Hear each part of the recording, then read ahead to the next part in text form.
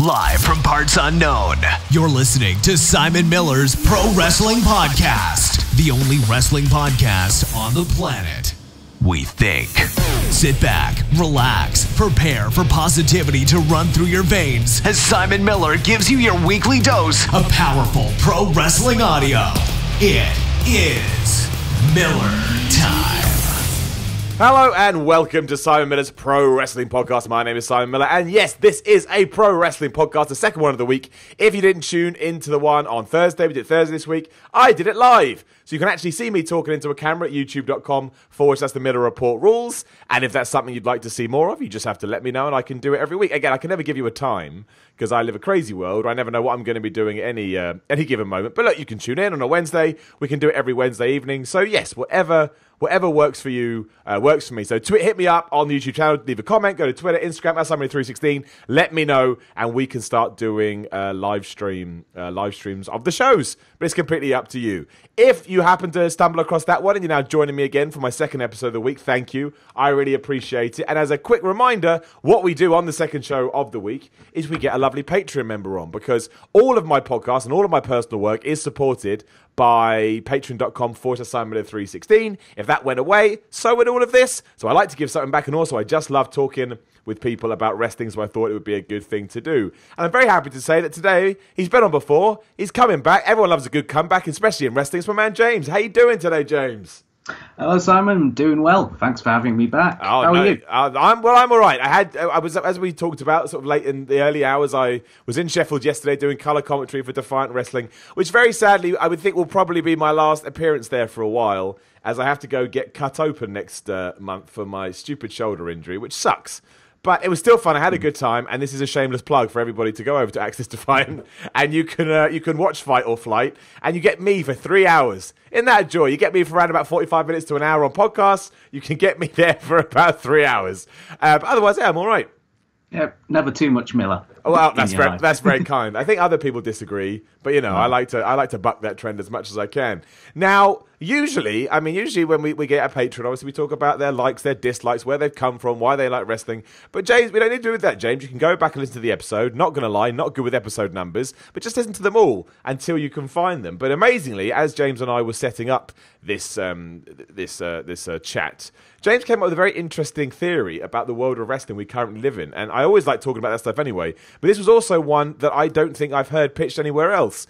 And I should have asked this beforehand, and this is going to sound a bit weird out of context, but don't worry if you're listening. We're going to get into it. I'm going to guess, my friend, that this must come from an interest in Formula One as well. That must be where it started. I don't know, you may be wrong. You may have just connected the dots, but are you into Formula One? Is that something you follow?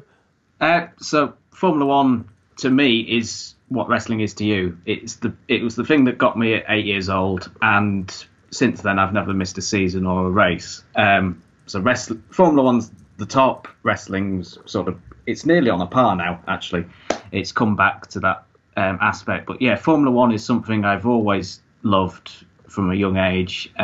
My name probably helps, as it's the 1976 World Champions name. I love it. Look at that. I love it. Tying it all in, man. That's what I'm all about. So it wasn't because of that I got into it. I just saw an advert and I went, that looks cool. So yeah, shall we go on the idea, or? Let's do it. Well, essentially, I mean, look, we're not going... As I said on the Thursday show, at some point, we are probably... It depends what happens, but we are probably going to have to talk about that. Maybe we will touch on it in this episode. I don't know. These are freeform. That's why I like to keep them open. I think they're more fun. But I think at some point, we will have to have a chat about the politics when it comes to these Saudi Arabia shows. They are becoming more and more convoluted. I've said before, I say it again, I've said it on What Culture videos, I've said it on my podcast. I struggle with the idea of them doing the women's show, Evolution, and Crown Jewel within a week of each other. I think that is very difficult. I think even if you talk to the wrestlers, and probably even Vince McMahon himself, if you had that kind of relationship with him, he would go, it ain't great. So, you know, I'm not that I'm trying to defend them. They're doing it, and it's all about what you do. And we probably get to that, but there's also something else going on when we take into the idea of Saudi Arabia and Australia. And James, I'm going to pass over to you to let you explain it, because you'll do a much better job than I am. But, yeah, there is something going on, and it does tie in. Because, like I said, I'm a casual Formula One fan, if anybody knows. I'll watch the races in the background. I always like to know who's at the top of the Constructors' League and obviously the World Championship itself. And I know, who do I tell you right now? I know Vettel, I know Hamilton, And I know some other names, but do you know what I mean? And I know Alonso, who's crap and retiring, and I know other names as I see them, like I know Bottas, but you know, I couldn't even tell you every single team in F1, and that's I've got no problem with that. I enjoy it, but that's fine. But I know enough of it that when you explained your ID to me, I went, you know what, that it's just so true. You're just 100% right, and it's almost like this burgeoning business model that a lot of people fall into. But I'm going to pass the buck over to you there, and we'll just get into it back and forth. I will say this is going to be a very different episode of Simon's Pro Wrestling Podcast, but for me, in a really good way, because I think we're about to present a theory that not a lot of people have touched on before. But yeah, this is on you. Cheers. As everyone switches off as we talk about Formula 1 for a bit. If they do, man, it's more for them. That's what I say. Because you're missing out on a good theory. Exactly, yeah. So, basically, 10 years ago, Formula 1, well, it's more than that, really. 2000s, Formula 1 decided to start moving into new territories. So, Formula 1 initially was a European sport. The majority of the races were all in Europe, with a few, like Australia, Japan, and Brazil were the ones outside of Europe. But come 2000, Bernie Ecclestone, the Vince McMahon of Formula 1, decided that we should start expanding to Asia. So he introduced Grand Prix in Malaysia, Bahrain, China, Turkey, Singapore, South Korea, India, and then most recently in Russia. So this was over an 8-year period. So we went from about 17 Grand Prix to now 21 Grand Prix. Now, as I was saying in the theory, the special feeling you get from a Grand Prix now has deteriorated because there's now 5 more than there used to be. Now, there's talk that there's going to be 25 Grand Prix, and Vietnam has been added to the calendar for 2020. I did not know that. That's a crazy location. I mean, we'll talk about that another time. But yeah, so I didn't know that's nuts. Yeah, so you've got all these countries spending millions on these Grand Prix circuits because the infrastructure that they need for the track is ridiculous. So India, for example, spent something like 300 to 400 million on their circuit. Now, India's got a few issues that they maybe need to spend a bit more money on than a Grand Prix circuit to attract these wealthy people. Now, India's a good example because it started in 2011 and only lasted 3 Grand Prix. Let's start. So what happened? So obviously they inject a whole lot of cash into it. They probably assume that it's going to help their economy and make them look good. But why did it die? So because that's not long at all, is it? It's not long. It's free Grand Prix. It hosted. They were unable to sell the tickets. That's interesting as well, given what we found out last week. Yeah, so they were unable to sell the tickets. There is a motorsports history in India, but obviously people didn't have the cash to attend this Grand Prix, so they couldn't sell it. And as a result, it was decided, you know what, we're making such a loss on this Grand Prix, we're going to stop the deal now because we can't afford to keep doing this every year and make such a loss. Yeah. And a similar thing happened in Korea. The first Grand Prix, they had queues going out onto the around the circuit because there was such an interest initially. But then that Grand Prix lasted only probably 4 seasons because actually the entertainment factor that people were expecting wasn't there. The quality of the racing went downhill. So they weren't what they were seeing. They weren't interested by. They were getting bored. So they were just going away again because they hadn't that interest in the sport. And this is why I've linked it into WWE, because we've got these shows where they're going to Saudi Arabia now, they're going to Australia. But if we look at the Saudi Arabia show and the Australian show, what impact, apart from the initial, look, it's the WWE stars that we know, have those shows had? They've been largely forgotten about or just put aside. These things happen, but they don't really count. And I just worry in the long term what the plan is with WWE introducing these events, and if they treat them as these spectacles that aren't part of the regular universe. That's good. No, you're right though. Like, and I think that's such a fascinating theory because that's what they're doing, right? They're accepting money to go into markets that don't really help. I mean, financially they help them, of course, but they don't really help them from a lack of a better term, a creative standpoint or a long-term standpoint. Because you're right. I think the thing I've certainly been, I'm not saying complaining about it. I don't like complaining about wrestling. I love wrestling.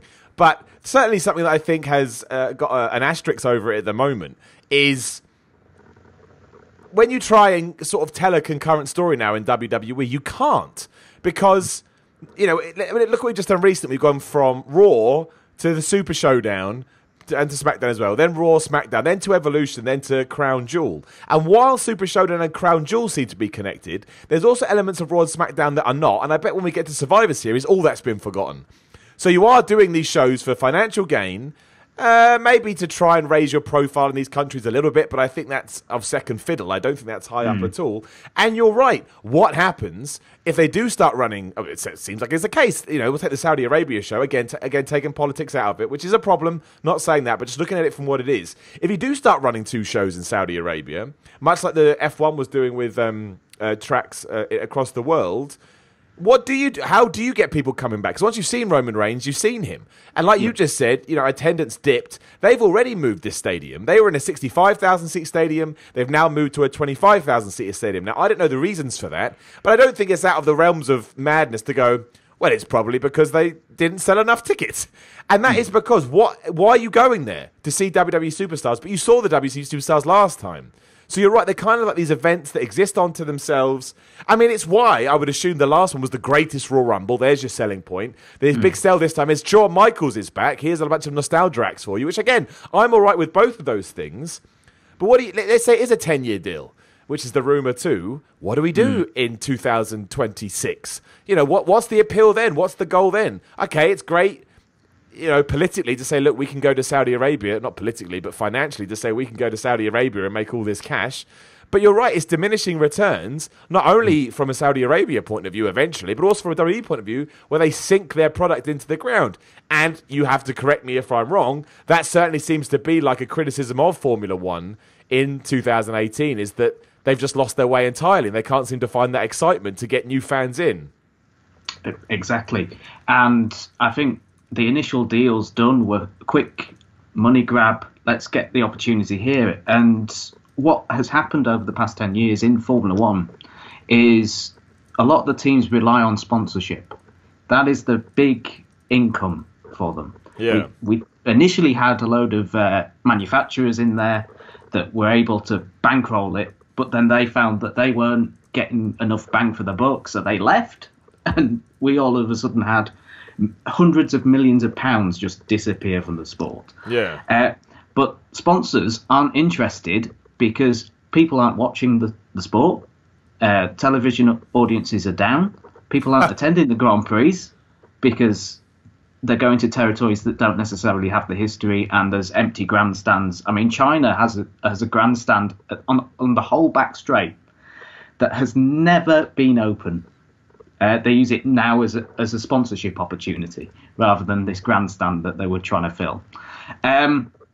So, yeah, Formula One had the initial cash flow, but now it's hidden and teams are struggling. I mean, teams have disappeared from the grid because they just can't afford to run.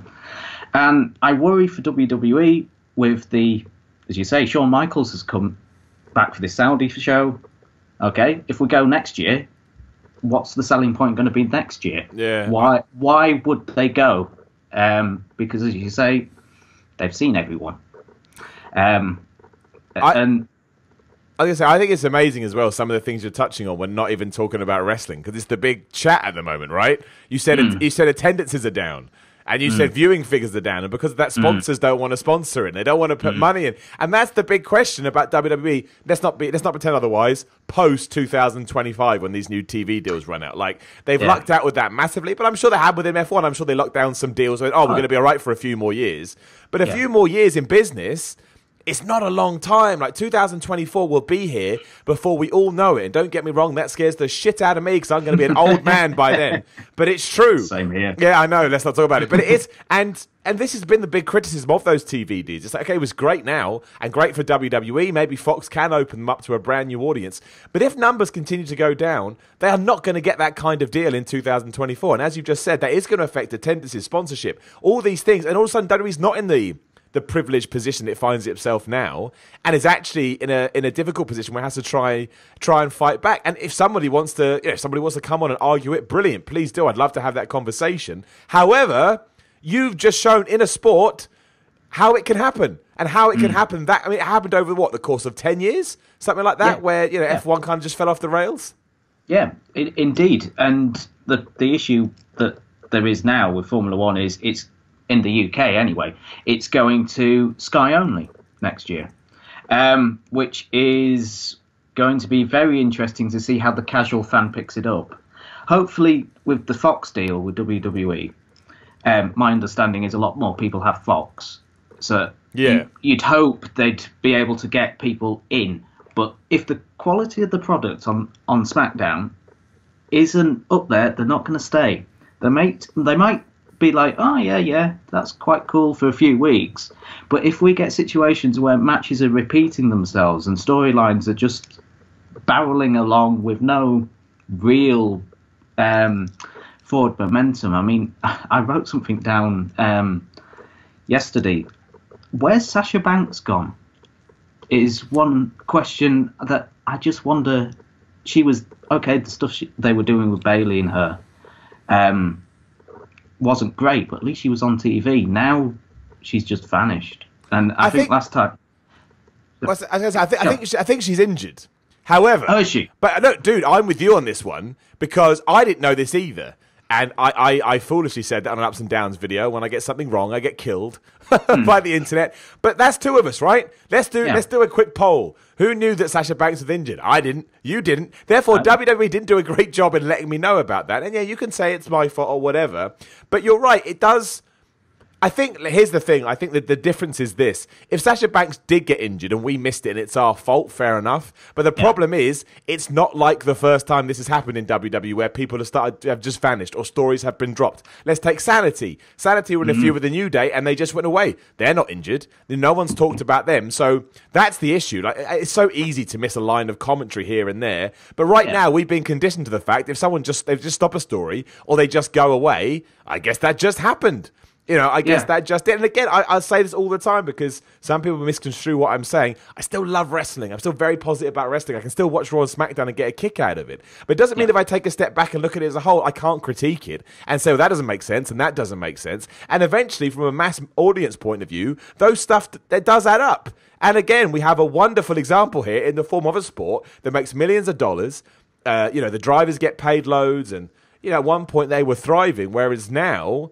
It does sound, because even I know the criticisms towards Formula One are, but it's just not that exciting anymore.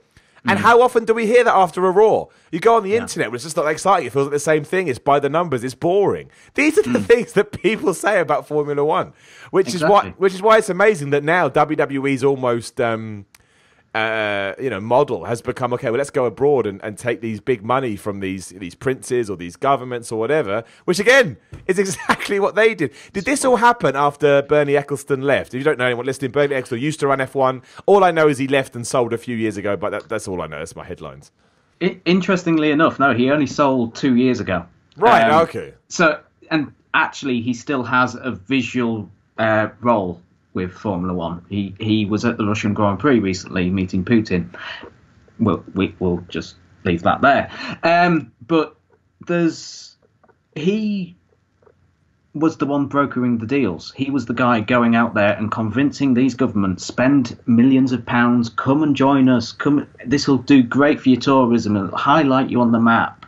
You'll get people viewing that have never heard of your country. I mean, there was a big push with Bahrain and Abu Dhabi and Singapore, countries that have lots of money, but weren't necessarily tourist destinations or known about in cases of Abu Dhabi. So first Grand Prix there was in 2009. It now holds the last Grand Prix of the year in the hope that the championship will go there. So everyone's talking about it. Now, since it's been the last race, I think the championship's only gone down to the wire twice. So it's not really worked in that respect. But it's interesting the places that we seem to have gone. There was, in Bahrain, I remember there was a lot of issue politically. Turkey got dropped because of political issues. South Korea was just attendance mainly, but there was a little bit of political issue there. Yeah. And obviously Russia, when it was introduced, and it's still going on, is politically controversial. And again, this is why the sponsors are shying away, I believe, because they don't want to be involved in this controversy. And WWE, with their events in Saudi Arabia, for example, and especially with the Evolution comparison, Evolution's happening, 5 days before they go to Saudi Arabia. Yeah. The timing of it isn't great. And if you're a sponsor, if you're a company that's associated with WWE, and you're like, yes, Evolution's brilliant, this is the first women's pay-per-view in WWE history, look how forward progressive we are. 5 days later, you're going to Saudi Arabia. And the message that sends, it's completely contradictory to what you've just said 5 days earlier. Yeah. And it makes me feel uncomfortable talking about it. I think a lot of fans, if you look at the history of Saudi Arabia and bits and pieces like that, it makes you feel a bit, ooh, is this right? But there's lots of money, and money talks. That's it, and that's why. Again, you're right, though. But I mean, do you think the I mean, I guess F1's been a bit more proactive with that. But do you think the political leanings when it comes to F1 is the reason some people have turned off, or do you think that's mostly just down to that it's become, too much money, as they say, has corrupted that sport and too many weird rules and stuff like that? I think Formula One has become, or it definitely did under the last years of Bernie's reign. Became very self-obsessed. Bernie actually came out and said he's not a fan of social media, and he's not interested in having fans under, I think, 35 or 30 because they have no money. And he actually, I'm paraphrasing, but there is a quote out there on that basis. And at the time, I was like, whoa. Okay, so we've got no money, you're not interested in us. Where's the future of this sport going? Because if there are no fans in 20 years' time, there's no sport. You're just running around, driving cars in front of nobody. And I think WWE's done a good job in that respect because it's become the PG era. It's become a bit more family entertainment. And they're trying to go, right, okay, we need to get some fans in. But if they're going away and doing these bits and pieces, the money that they've got after 2025, where the deals need to be redone, is there going to be the money that they're going to be paying all these superstars? Well, it's honestly, man. The whole situation is nuts when you look at it like that. Because obviously, the other thing as well is that people said, WWE's in this great financial power and they can pay all these superstars to come in and money's no option. But it can become a problem if we do, like I said, if we do get a few years down the line and all of a sudden, they are suffering from the same problems. I understand they're completely different sports and they run different ways. But look, Bernie Ecclestone was like the Vince McMahon of WWE. That's how I should probably have. That's how I probably should have described him. But he is. That's true. He is. Yeah. That's what he was like. It all went through him. He decided what was what, and I guess eventually he just got sick of it. I don't know why he did. I guess he's old, really. He got bought out. Formula One got bought out from underneath him. So he's Ted Turner, right? So he's Ted Turner instead. So Liberty Media bought him out, bought the company that he was effectively working for, and said, Bernie, you've done a great job, but you're old school. And since then, they've gone down the social media front. I think they're trying to release something that's similar to the WWE network in that you can sign up to Formula One TV, you can watch all the races, and you can, hopefully, they'll have an archive, because that's something I love about the network, is you've got that archive. So, okay, you don't like the current product, you can go back and see. Yeah, what you remember, yeah. Yeah, but if you're a new person coming in, what you have is this. and you don't have that nostalgic feel, and you might not go back and be interested in the history of it all, or seeing people like the Undertaker in his prime, unlike what he's been these current years since probably since that end of the era match, to be honest. Then. Well, that's that's the other thing as well. Obviously, that's the beauty of pro wrestling, is that you can't bring Nigel Mansell back into Formula One, because obviously when we're talking about, I hate this term, but it's just there. When you're talking about actual competitive sport, Father Time does catch up with you, and you're like, well, I can't do this anymore. People are younger and better. That's true to a certain extent in pro wrestling, but they are using gimmicks to sell these shows. I mean, they just are. And again, I didn't realise this until the other day. I just thought it was an Australian tour. It wasn't. The reason they aired the Australian Super Showdown on the network is because Melbourne paid them to do so. It was the same kind of deal to Saudi Arabia. As far as I know, I've only done a little bit of reading on it, but from what I can tell, it's certainly the same deal where a country came in and said, look, and also it ties into WrestleMania, right? WrestleMania these days is such a big event, and it brings so much tourism and so much economy into wherever people host it. People bid. Vince McMahon and WWE doesn't have to go to anybody anymore. They will come to him and then they say, Vince, please bring WrestleMania to our town, to our village, to our whatever, because we can give you this and we can give you that. And then all the WWE executives go away and think about it and go, where can we make the most money? Where can we get the best deal? And it was definitely not like that back in the day. I mean, you turn the clock back to WrestleMania 13 that did one of the worst buy rates for a WrestleMania ever. I think it was in Chicago. I can't remember off the top of my head, but, it wasn't like that then. It really wasn't like that at WrestleMania 17, I don't think. WrestleMania 13 was at Chicago. What a loser I am. Well, it was in Illinois, I should say. But it's close enough. Yeah, it's close, yeah. So I find it fascinating that we've got to this point today where their business model is stronger than ever. But there's also, again, this huge sort of Damocles holding over their head, which could fall down. And yes, on a political level, that is the real thing. Like I say, I've not seen one person come out. I've seen people come out and say, well, if anybody offered me $45 million for 4 hours work, which is a bit unfair because that's ignoring what the people that set up the venue do. They work hard as well. And I get that. I think Dave Meltzer has summed this up best. I get that from a business point of view. But when you take in everything else, the fact there isn't all women's pay-per-view days before, the fact that you're walking around saying, oh, revolution, evolution, it's not.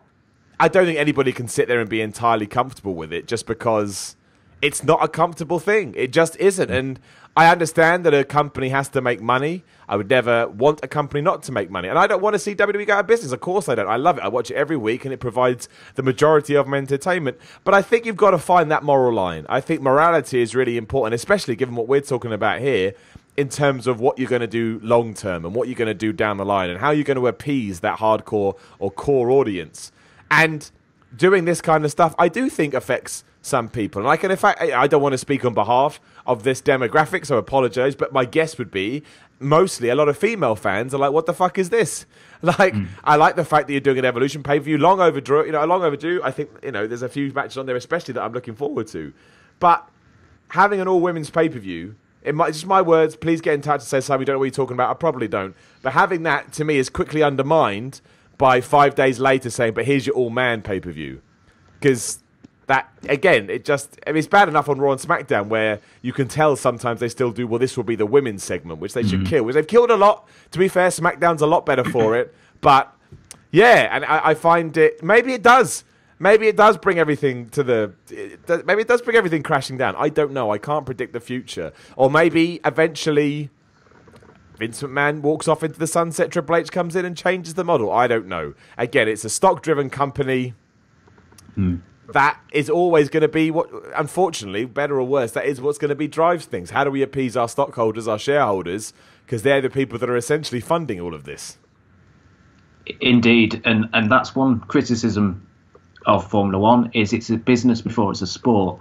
And WWE, okay, it's entertainment, but it is on the stock market. It has to appease those shareholders. And I just wonder when they decide, okay, we've got our big four pay-per-views. Survivor Series tends to be the one that falters a little bit. I wonder when they'll decide to actually do one of those abroad, or if they do. I suspect they will, because that'll make it special. That'll be I don't know if they've done Survivor Series abroad before. Off the top of my head, I don't think so. But that would be a unique selling point of, look, we've got this Survivor Series match. It's at this time. It's first time ever in this great massive stadium. It's going to sell out because we've never been here before. And look, aren't we doing amazing? And the shareholders will look at that and go, oh, yeah, we've sold out a 70,000-seater stadium. Brilliant. Okay. The price of the stock will go up, and it's $100 or something. I don't know. A stock now or something. It's gone over that. So. Let's have a look. I'm sure we just happened to Google it. It's 82.99. But I think it dropped the other day. I think I heard that, but I've got a little thing here. Oh no, it hasn't dropped at all. It did drop in. That was a year ago. Okay. No, wait, what? No, wait, it has dropped. Sorry, I don't understand stocks. I'm looking at it now. Yeah, it has dropped apparently. Apparently, it was up to $85, and that was a few days ago. But again, I don't know enough about stocks to but it has dropped. I can see on the graph there is a steep drop. So I don't know what's happened. Yeah, I don't know. Again, I don't know what it is. I'd love to. I mean, I've got a news article here now that someone's written about. W stock was well over $91 per share, but it recently decided to take a turn and is now sitting at $82. Many are surprised by this turn because W hasn't made any major business announcements. So I mean, there's nothing here that could point that out. But it's weird, that side of wrestling, because I've always said this and I agree. I think it's the same with Raw ratings as well. It's an interesting discussion point as we're doing now, but I don't think it's something that fans need to overly worry about, because what do you care really what a show does in terms of millions of viewers? What do you care how much money the WWE earns? Like, it doesn't affect your enjoyment of anything. However, if it is going to have long-term ramifications, then I do think it kind of changes that. Because right now I'm looking at the stock and I'm like, well, I don't know why it's collapsed so much, but I'm certainly, it could affect things going forward. So we're living in an interesting time, and I think social media plays a huge part in that too. We do now have access to sort of analytics and statistics that we never had back in the day. Like when I was watching Hulk Hogan, Ultimate Warrior, Bret Hart, Mr. Perfect, I don't care about that stuff. But now, because it's thrown into my face, I do get a little bit more fascinated. I don't need to. It makes no difference to my enjoyment, but I do know more. But I do think it's a fascinating time for WWE. I really, really, really do. Like, again, I don't hold it against them for wanting to make money, but I think when you start getting into the nitty-gritty, then I do start to find it problematic, to say the least. I think your morals has got to come first. I just do, especially when you've signed $2 billion TV deals, and you don't really need... I get that $45 million per show, whatever they're getting, is a ridiculous amount of money, but I don't know. Personally, it's not for me. That's... that's all I'll say. And again, as we have proven here, I feel, given that we have a business model elsewhere that has shown that it's not always, pissing off your consumer and your customer is not always the best way to go, maybe don't do it. So as a long-term F1 fan, and we're going to tie this into wrestling, of course, what do you want to see from F1? The reason I ask is because I know you're going to say things and I'm going to laugh because it's going to sound like people on Squared Circle. In a good way. But yeah, what do you want to see changed? How do they do it? Why aren't they doing it? And how, where, because obviously I know Lewis Hamilton's pretty much won this year's championship. So, like what do they do? What do they do? Well, I believe they need to focus on what they've got rather than this mystical thing that they're trying to chase. And this, as you say, is something that wrestling seems to be doing as well. They seem to be chasing after something. Look at what you've got. Start going, okay, what's working? What isn't working? And the problem with Formula One is it's become too complex. Take a lot of the wings off these cars and make the engines less complex. Make it more relatable to your viewer. And allow us to actually... like the social media bits and pieces, I believe now with Formula One, it was great when Liberty reduced the limit on social media and they allowed the teams and everyone to show us what was going on. But I believe that it's become too much. In fact, we know too much in Formula One, and similar in wrestling. We know too much now. We're too smart. And as a result, I think sometimes we look at things and we go, well, I know that's a load of rubbish because I've seen this elsewhere, and I'm not enjoying the story. I think with some of the bits and pieces that we get, the WWE exclusive content for after Raw. So when the Bellas attacked Ronda, there's a video on there. I've not watched it because I want to know what happens next week. I don't want to immediately know. I want to be told a story. And Formula One has a tendency of going, oh, look at this. Look at what else we're doing away from the track rather than what's on the track. And I think WWE is doing that, the Mixed Match Challenge stuff and bits and pieces. They're promoting those and they're going, look at what else we're doing, not at what we're doing on Raw, because Raw has got the lowest rating in TV. But interestingly, I've seen that the Bella twin attack is on YouTube is over 4 million views. So when people, I think you said something similar on one of your videos, that, yeah, okay, the TV ratings are down, but where else are the views coming from? And that's a great example. 4.1 million, I think it was this morning. Exactly. I mean, that's basically, double what they do. I understand it's like a 5-minute clip compared to a 3-hour show, but that is interesting. Or it's certainly interesting to me because, in fact, let's get it up now. I'm going to go look at WWE's YouTube channel. Because, yeah, I mean, that's, I'm not saying it's like Attitude Era numbers, but, it's certainly much better than they do now.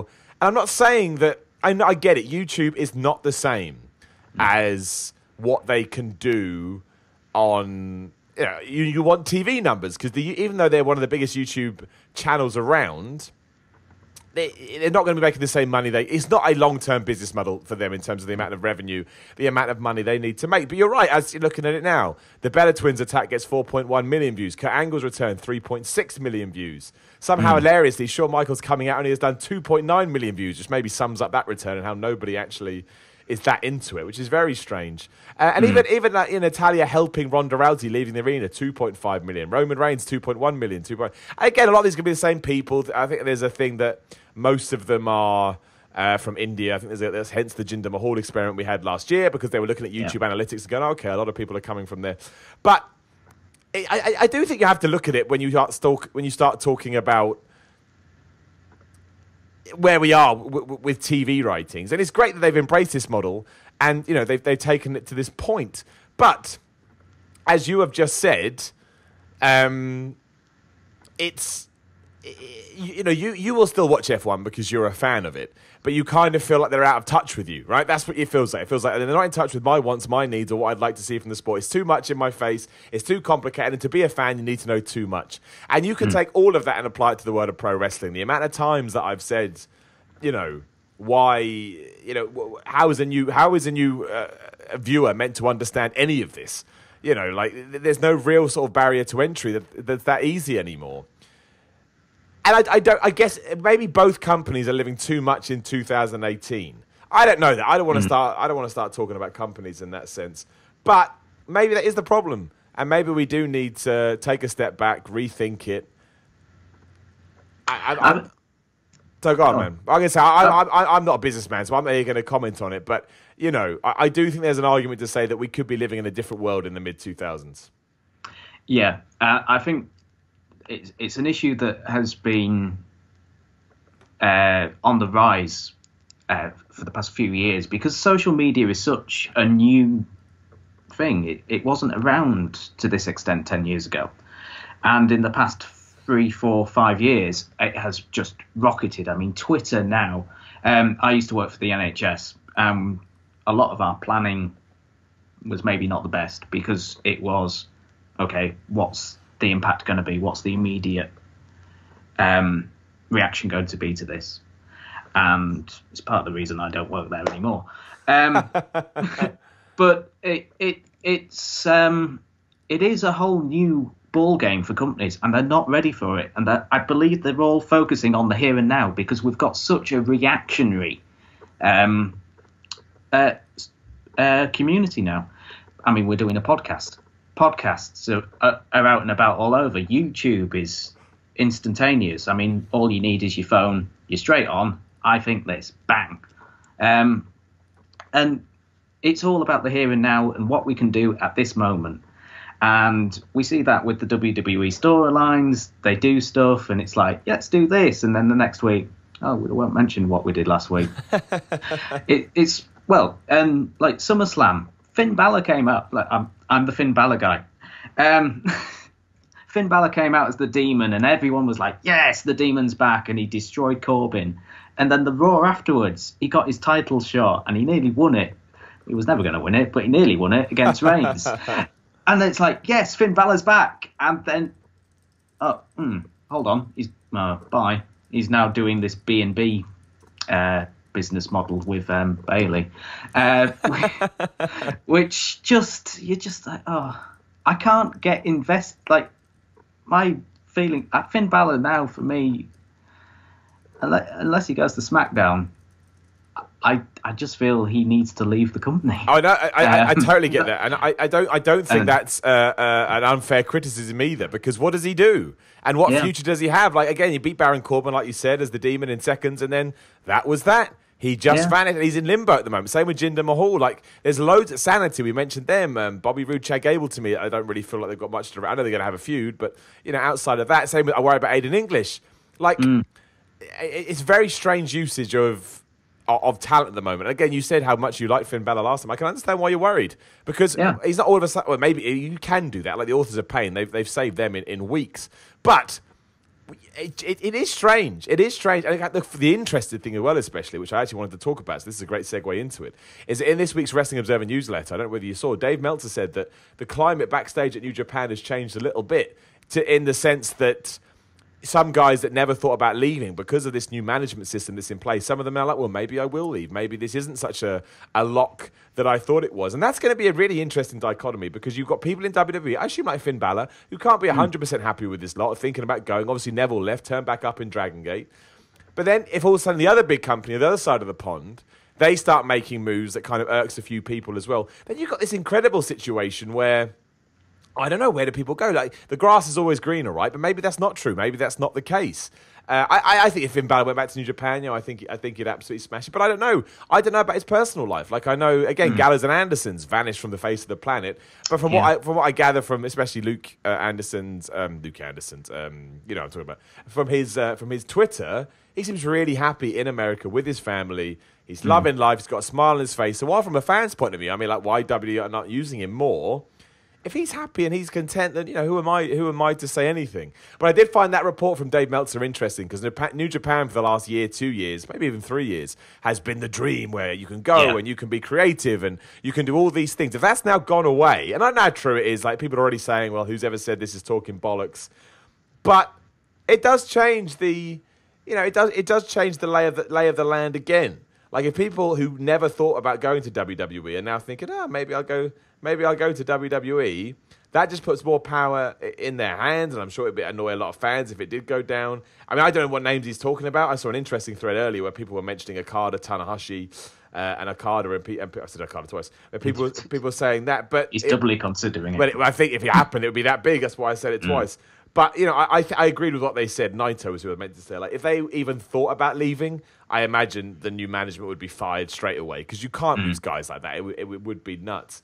But, I don't think we're living in interesting times when it comes to pro wrestling. Nothing seems to be for certain. Everything seems up for grabs. Everyone's trying to expand. Everyone's trying to use social media to, make the world feel a little bit smaller. And maybe that's why WWE feels the need to do all these things. I don't know. Maybe it is a cash and grab at the moment. Do what you can, and then, down the line, figure it out. It's interesting, because last time I was on, it was a few weeks before All In. And you asked me the question whether I was excited, and I said I was. But I also said that I was excited for the aftermath as well, because it's such an unknown event, and it was a success for that night. And with the change in New Japan, are we going to see All In 2?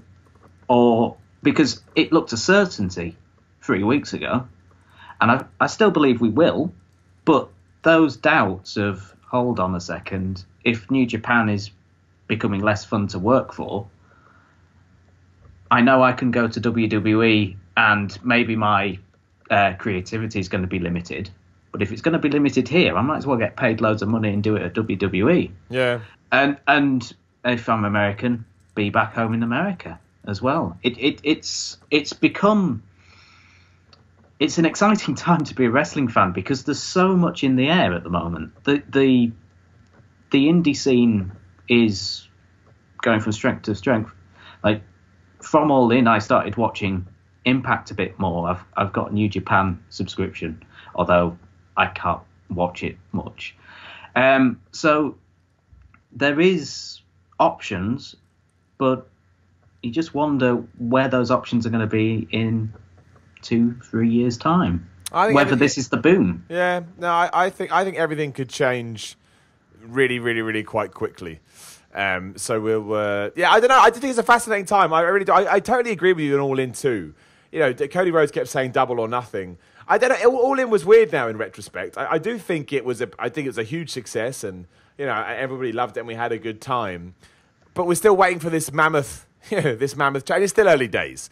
We don't know what's going to happen. But it's just that report from Meltzer. It could be bollocks. Who knows? But when that came out, I was like, maybe it's not. You know, maybe the world isn't so anti-WWE as a lot of sort of hardcore fans want to make out. You can still go there, make a lot of money, be a proper celebrity, a superstar, as they would say. And, you know, you're on the biggest stage. There's no two ways about that. And there's only a few people that can operate outside of that, Chris Jericho being one of them. And the reason I wanted to mention Chris Jericho is because these rumours persist that he is potentially going to turn up in Bálor and Glory Impact on this Sunday. And he does have ties. The Winnipeg connection is there. Impact and WWE, as we talked about on Thursday. They had talks recently, so maybe there is... maybe, I don't know, maybe there is a working agreement there where they don't care if Chris Jericho goes to Impact because they don't see them as any set of a threat. I mean, I think it'd be a bit weird because I try and watch Impact when I can. I would definitely watch if all of a sudden Chris Jericho's there just out of intrigue. Whether or not it'd keep me, I don't know. But if they put on a good show, I certainly would. But where do you kind of fall on that? Do you think Chris Jericho will turn up in Impact? Do you want to see him in Impact? Maybe I saw a few people saying they're a bit bored of these surprise entrances by Jericho. It's getting a bit passé. I don't necessarily agree with that, but I accept the argument. Like, do you want to see it? Would it make you watch Impact again? Like, you know, how do you see that falling out, given that it could happen? This will probably go up on Saturday or Friday, but it could happen within 20 to 48 hours' time. Yeah, so by the end of the weekend, we'll know the answer. Yeah. So, to be honest, I like, the more Jericho I get, the better, to be honest. But I can understand the criticism of, he's just turning up willy-nilly everywhere.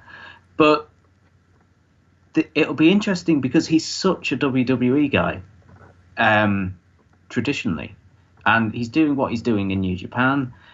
And turning up in Impact, it'll be interesting, given that these meetings happened with WWE and Impact, possibly just for rights to video.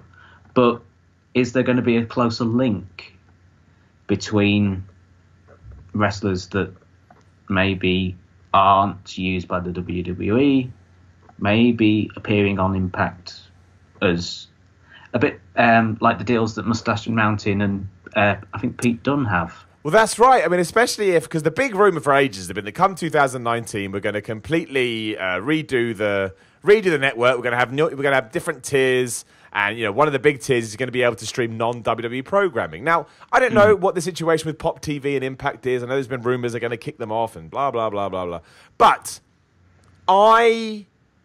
maybe Impact does go on the WWE network. And if it does, then you could have someone, I don't think everybody, because you don't want to put too much of a light on them, but you could have people like Chris Jericho that are here, there, and everywhere turning up, and it's not going to make much difference to WWE, especially if they can then go, hey, you want to know where you can see this? You can see it on on the WWE network. That's just good promotion for them. Come see what Chris Jericho is doing. I don't know. I think it's a really interesting situation. I'm sure Bound for Glory will come and go, and there'll be no Chris Jericho. I think they're going to have a good show. The card certainly sounds good, but I don't know. I'd love to see it. It would make me get out of my way to watch it. But I do think it's interesting. You know, if there can be some kind of working relationship between TNA, I keep calling them TNA, between Impact and WWE that allows more stuff like that to happen, it certainly works for the fans. Do you know, that's certainly the most things, that's certainly a fun thing for a fan to be able to enjoy. Because that's what, again, think about when Jericho turned up at All In. Everybody went nuts. They weren't expecting it. And eventually that becomes a little bit more obvious. But I don't know. We'll wait and see. I think it could be one of those passing things. The other interesting thing about Chris Jericho, and you never know with him, he trolls all the time. But I know he went on Twitter. Somebody asked if he was going to go on the Saudi Arabia show, and he just said, no, thanks. I mean, I don't think he would say that if he was going, because that's just asking, especially in that's a hotbed of, you know, I don't think you go on, you're just going to piss people off. So I don't think he will do that. He was at Greatest Royal Rumble, so he's done that. He's got the paycheck for that bit. He probably went, I don't need to do that for now. It's, as we've said before, it's a bit of a hotbed. I mean, this is the thing with the Shawn Michaels retirement and the bits and pieces there. I mean, his retirement is probably the perfect retirement because he was still competing. He was still up there. And seeing him at Super Showdown was great, seeing him running down the ramp and catching his breath at the end and just going, oh, wow, this is a long ramp, and just messing about. And you're like, oh, it's Shawn Michaels. But then when he was in the ring, it was like, oh, it's Shawn Michaels, but not the Shawn Michaels. And it's going to be interesting come Saudi Arabia what Shawn Michaels we get, how long the match goes, what bits and pieces we get in spots we get, and if he comes back a bit more full time as well. What do you want it? Do you want it? I tell you, man. And again, I was never the biggest Shawn Michaels guy. Plus, he blocked me on Twitter, so you know I got to be in my bonnet about it. I don't care, and I'm not against it. Fair play to Shawn Michaels. If he wants to come out and make loads of money, who the hell am I to tell him otherwise? But from a fan point of view, in terms of me tuning into Raw or me tuning into the Saudi Arabia show, it doesn't bother me. Okay, great. I say this is going to annoy everybody, and I'm going to become a cliche. I enjoyed Goldberg coming back more. I just did. I enjoyed I thought it was more fun. The Shawn Michaels thing doesn't mean that much to me, even though I don't really care about wrestlers breaking or reneging on their retirement stuff. It's pro wrestling. If I'm going to get mad about that, I'm going to have to kill myself because they all come back. However, yeah, like it's I don't know. It's just not. It just doesn't bother me. I just don't. No, don't bother me. But I have no emotional connection to it. It happened on Raw, and I was never a big DX dude either, which I know is going to drive a few people nuts. But I much prefer Triple H when he went out when he went on his own. But yeah. I mean, do you care? Do you not care? Like, could you do without it? Do you think it's because it's a Saudi Arabia show? I don't want to see him at WrestleMania 35. I'll say that. No interest whatsoever. I'm a bigger Shawn Michaels fan than yourself. I loved his matches when he came back. I didn't see him initially because it was 99 when I got into wrestling. But when he came back and was doing the things in 2006, the run at the two matches at WrestleMania with the Undertaker, which were just they're perfect to me, are fantastic. Even his match against Ric Flair, where he retired him, that got me on an emotional level. So he's brilliant at that. In terms of him coming back, I feel that it's something the Undertaker said in an interview with Ed Young on YouTube, where he's out of character. It's a brilliant interview. It was really good, yeah, really good. Not seen that, please. Half an hour. That's all it is, and it's brilliant. And the Undertaker said something that I felt hit a chord. You always feel like you've got one more match left in you. And I think working at NXT, Michaels is there, he's in it all, he's seeing it all, his body's recovered a bit, and he's just thinking, he's had that offer, and he's going, yeah, I've got one more match left in me. Definitely. Especially if it's a tag team. Can do that, no problem. Nice paycheck, I'm sorted out. So I don't begrudge him in that sense, but I feel it'll be one of these things that it's like, you had the perfect retirement, you come back for one night maybe, and then it'll get forgotten about, hopefully. All right, so let's end this big, James. This is it. He is going to wrestle at WrestleMania 35, let's say, in this hypothetical world that I'm creating right now. He is going to take on The Undertaker for the third time. However, the stipulation this time is that Shawn Michaels says, this is 100% my last match, but if I beat you, Undertaker, you have to retire as well. and WrestleMania 35 ends with Shawn Michaels retiring The Undertaker. I've just made it up at the top of my head. But let's say that does happen. Does it make this return worth it? Does it undermine what Shawn Michaels did? Is it going to be so, just not what we can expect it to be because Undertaker's old, Shawn Michaels old, that it's a waste of time? How do you feel when that happens? I would love it, to be honest. I'm just thinking about it just now and going, as soon as you said it, I was like, oh, that's a good idea. I should be booked. Why am I not creative? Yeah, that's a good idea. That sounds like the perfect end to The Undertaker. But I feel like The Undertaker would come back the next WrestleMania. That's the only issue. So was Shawn Michaels now. You can't trust him now. He broke his word. He broke his damn word. It's like, you saw this match for one last time. Now come back to WrestleMania 36, where it's all or nothing. Look, man, they do that all the time. We had once in a lifetime. Then we had last match ever. All bollocks. All of it. All of it. So, if I could believe it would be the last ever match for The Undertaker and the last match for Shawn Michaels, then yeah. But I've become cynical. Wow, we all have, man. Yeah, I mean, coming back since January this year, and I've got to that point now where I've been back 10 months, and the glow and the gloss and everything, okay, that shine is still there. I mean, this morning I've just watched the triple threat match for the North American Championship on NXT. If you haven't seen it, watch it because it's unbelievable. So there's still matches like that, but you start to go, all right, come on, keep me interested, keep me on this this crest of a wave that I've got with wrestling. Keep me going, and yeah, I want to see that match now. You've booked it. Well, that WrestleMania match. It sounds good. Just for the entrances. Well, yeah, look, I thought this the other day. Sometimes I think maybe I just watch entrances for the wrestlers, for Edge Wrestlings for the entrances. Maybe that's the only reason I watch. Yeah. But no, I think that may happen. Deep down, I got this feeling. I don't think it's a one and done. I think it's a really nice end to that story. So we will see. But who knows? He's coming back at Saudi Arabia if the Saudi Arabia show goes ahead. Again, if you want to go, look, I'm not going to talk about the political stuff because it goes down because I don't want to tread on legal toes. That's my main worry. But once it's all, it's like the Ronaldo stuff, as I was talking about the other day on the Week in Gaming podcast. I would talk about the Ronaldo stuff once I know all the facts. Otherwise, you get yourself into a world of trouble, and I'm not educated enough to do that. So if the Saudi Arabia show does have a big fallout, I absolutely will talk about it on this show. I'll go in knees deep. Hopefully, I've made it clear that, yes, I find it difficult and controversial, and I'd rather it wasn't happening. I'm happy to say that. I'm not worried about it. But we'll see what happens. But maybe Shawn Michaels comes back at Crown Jewel. Maybe it goes ahead and maybe he goes on to WrestleMania 35 to take on The Undertaker to retirement. And if he does, remember, just like predicting Shane McMahon's return, which I did on this podcast 10 days before it happened, people. 10 days. I have the audio file to back it up.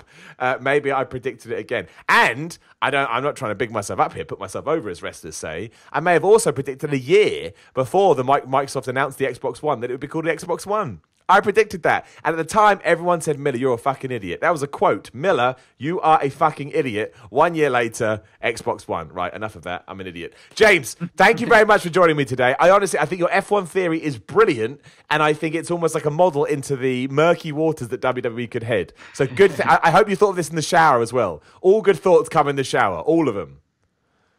Well, maybe. Maybe it did come up in the shower, or maybe it was a bus ride. Who knows? who knows where it's come from? But it's been milling about in my head for a bit. So yeah. I'll tell you this. I have a video going up on What Culture soon, which is my best shower thought ever. I'm not going to say what it is. I'm going to tease it. Keep an eye on my Twitter at Simon316. It's my favourite wide video ever, and it's the best shower thought. It's all about Triple H. And it came to me in the shower, and I was like, oh, my gosh. And I emailed What Culture so quick, going, please let me do this. Triple H in the shower. I know, man. That's a thought. That's how I like to live. And I'm sure my girlfriend never, if she ever listens to this podcast, is now going to be like, excuse me, Simon. Why were you in the shower so long, Simon? I was thinking about Triple H. Technically, I was thinking about how to do a video about Triple H, but still, you need context to that. Anyway, James, thank you so much for joining me. Anything you want to pimp or throw out there? Just same as always. Listen to your teachers. Exactly, because they always have education to fall back on. That's the main thing.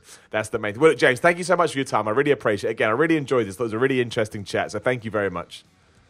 Thanks for having me on again, Simon. You're very welcome. You're very welcome. Again, on Twitter, @Simon316, Instagram, @Simon316, all supported by patreon.com/Simon316. That is your gateway to the world of Simon Miller. Go on YouTube, youtube.com for the Miller Report rules. Check out What Culture's content as well. I'm over there. If you're on Facebook, search for Simon Miller's Pro Wrestling Podcast group. Come and like us. Come say hello. Always good.